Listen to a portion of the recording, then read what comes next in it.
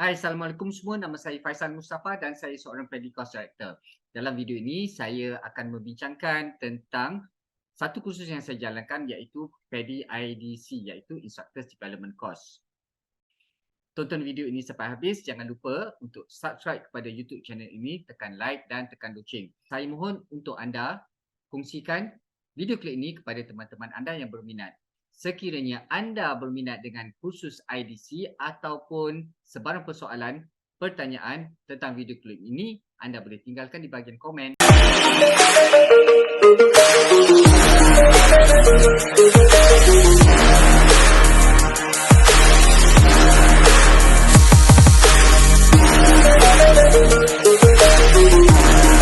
Okay, let's go to debriefing lah. Tak ada hal lah. Masa kita debriefing, baca ikut je script.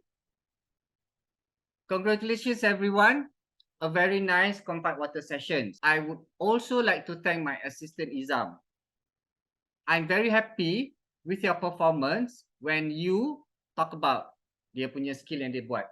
Walaupun budak tu lembab, walaupun budak tu buat salah, tetapi mesti ada dia buat betul. I really like when you blow your bubbles when the regulator out from your mouth. Or I really like when you push your button with the proper acceleration. Bagi dia positif dulu.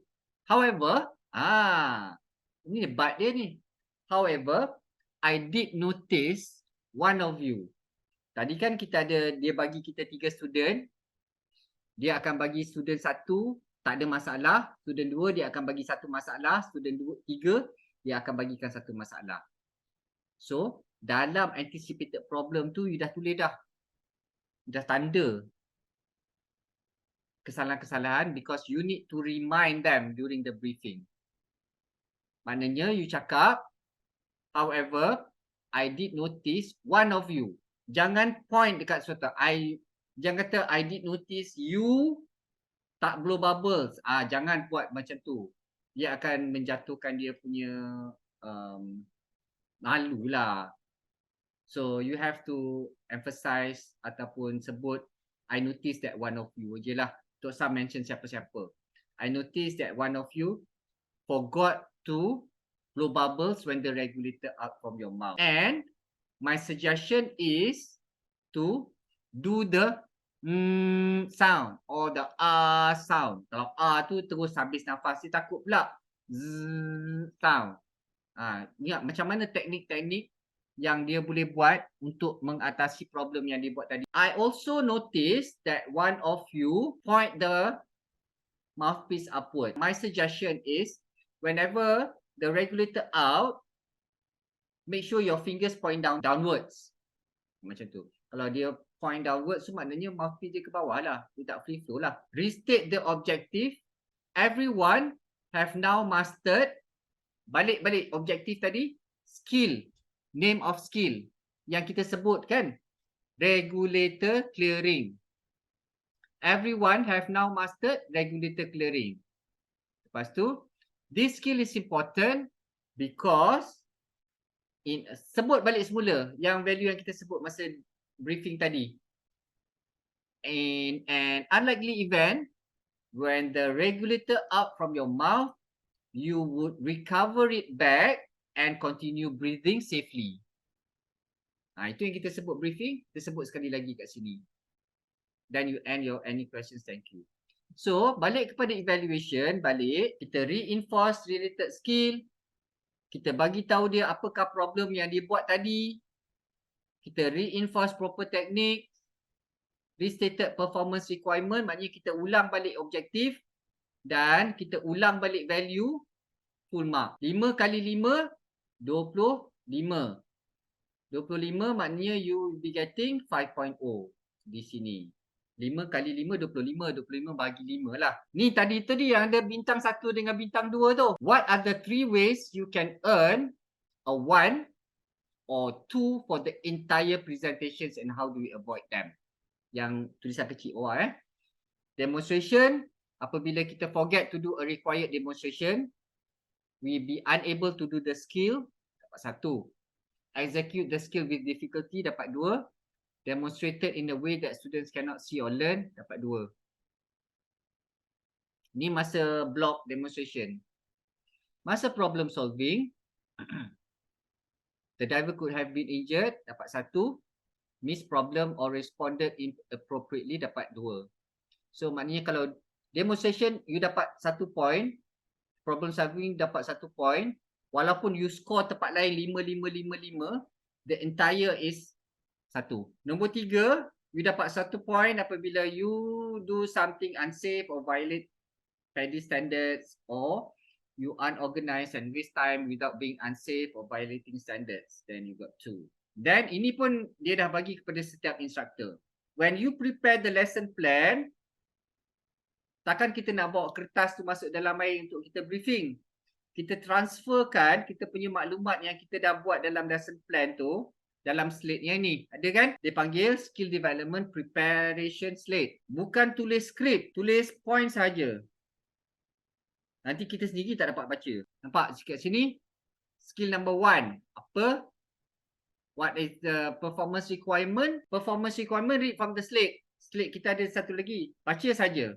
The value, value mungkinlah. Kalau kita tak ingat kan value regulator clearing apa. In and unlikely, apa entah Faisal cakap, baik tulis lah. Baca je kat situ.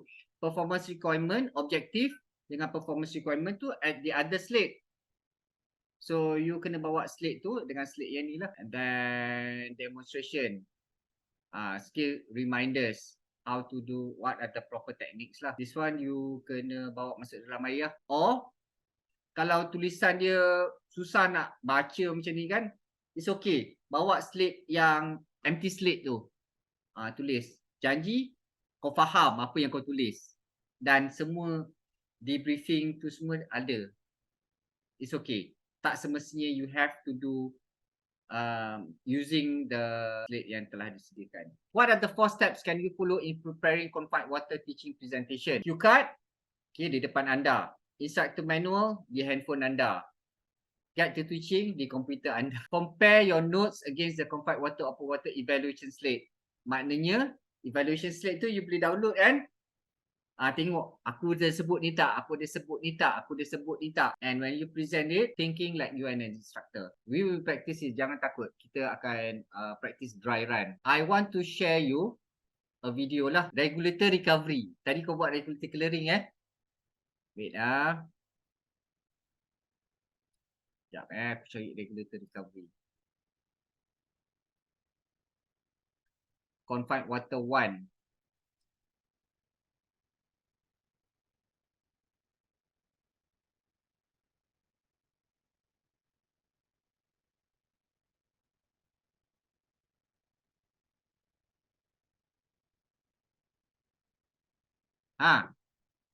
Okay, ini skill dia regulator recovery.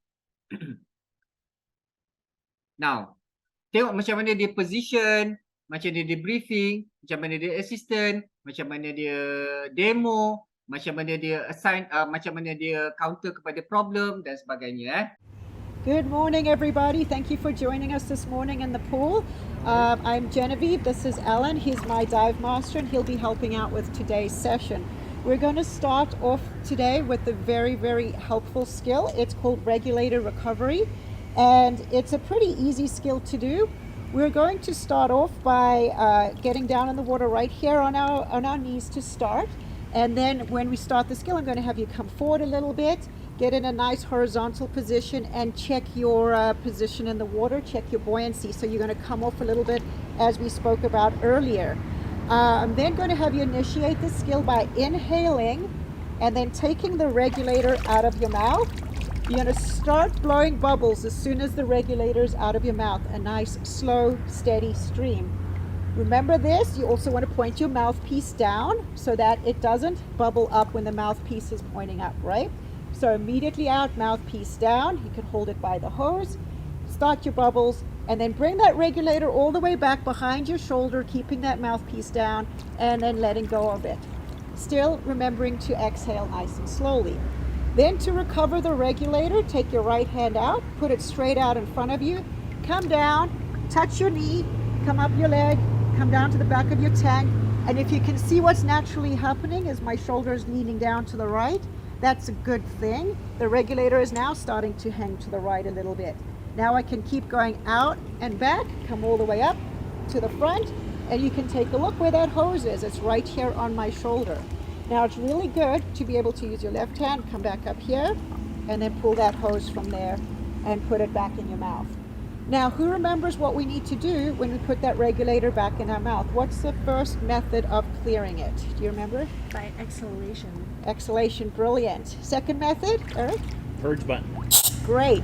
You can use whichever method you would like to clear the regulator. All right, so it's a pretty easy skill to do. Some signals associated with this is I'm going to have you all watch me, which is the same as saying wait your turn, right? And while you're watching me, I'll give you a nice demonstration. And then when it is your turn, I'm going to come up to you and say, Michael, it's your turn to go.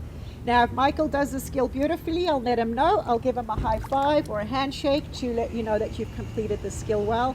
If there's something I'd like you to practice one more time, I might emphasize that point by saying, remember to blow bubbles, or remember to put your reg behind your back. All right, so just some areas that might need some highlighting, and I'll have you repeat the skill for that. And then I will move on to the next diver. Alan here is going to be watching those who are not under my direct supervision. So if you have any questions during that or any needs, he will be able to help you with those. All right. And let's see, what else we're going to do is, I already mentioned our positioning here. As far as organization, just watch for my come to here, go back, any signals like that. And then of course the signal for the skill, which is regulator out and find it. Sound good? Yeah. Any questions? Awesome. Yeah. Cool. All right, so let's go down and give this a shot. All right. All right.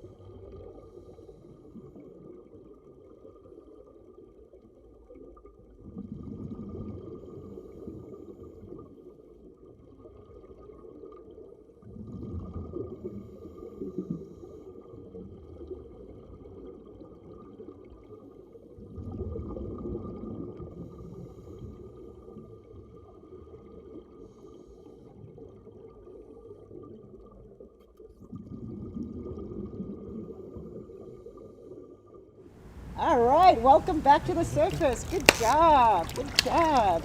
Nicely done. Awesome. All right, so that was a real good job down there.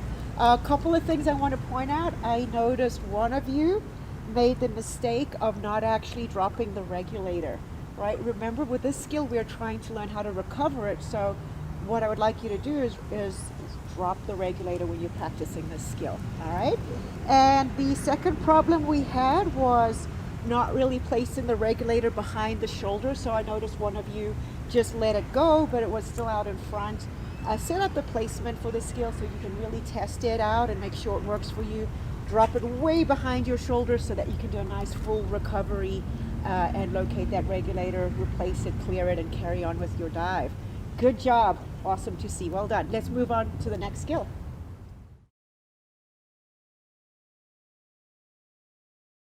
Sekian saja pembentangan saya pada kali ini. Diharapkan anda mendapat sedikit manfaat daripada pembentangan ataupun video klip ini. Sekiranya anda suka dengan video klip ini, anda boleh tekan subscribe, tekan like ataupun share dengan teman-teman anda.